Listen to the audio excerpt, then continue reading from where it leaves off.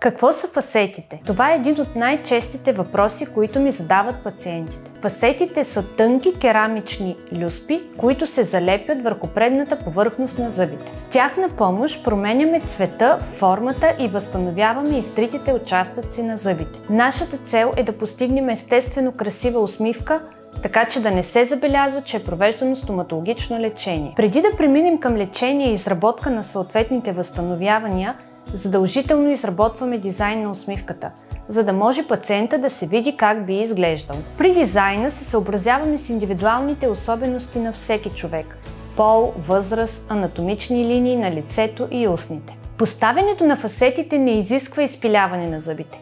Връзката на фасетата с зъба е адхезивна. Това е вид химична връзка.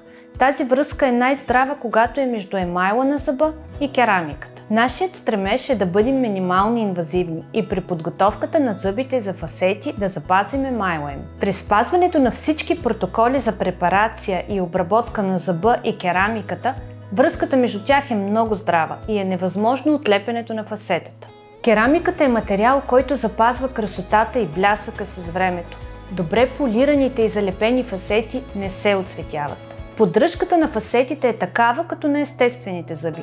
Необходими са профилактични прегледи и професионално почистване на 6 месеца. Свържете се с нас и заедно ще вземем най-доброто решение за вашата усмивка.